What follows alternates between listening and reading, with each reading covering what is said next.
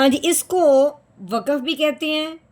یہ جو گول دائرہ ہے اس کو آیت بھی کہتے ہیں، کہتے تو اس کو آیت ہیں، وقف بھی، یعنی آیت کا مطلب ہے کہ جو ہم نے شروع سے پڑھتے آ رہے ہیں یہاں پہ آ کے وہ آیت مکمل ہوئی، یعنی کہ جو بات اس آیت کے اندر ترجمہ چل رہا ہے وہ یہاں پہ آ کے ایک دفعہ مکمل ہوگی بات۔ تو وقف ہم نے کرنا ہے پڑھنے کے لحاظ سے، عربی پڑھنے کے لحاظ سے۔ تو وقف کس طرح کرتے ہیں، جب یہ گول دائرہ آ جائے، آیت آ جائے، وقف آ جائے، تو جو وقف کے ساتھ والا حرف ہوتا ہے نا، یعنی کہ آیت کا آخر والا جو حرف ہوتا ہے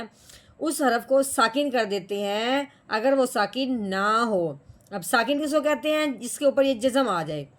اب یہ جزم واؤ کے اوپر آئی ہوئی ہے، نون کے اوپر نہیں آئی، حرف آخر والا جو بنتا ہے وہ نون بنتا ہے،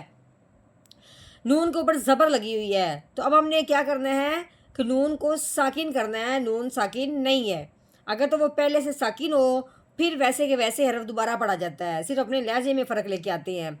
اب ہم نے کیا کرنا ہے، زبر کو ہٹا دینا ہے وقف کی وجہ سے اور اس کو ساکن کر دینا ہے۔ تو پڑھنا کیسے ہے، تو پہلے ایسے پڑھنا ہے، نون زبرنا، یخ سیرون، آگے وقف، یخ سیرون، یخ سیرون،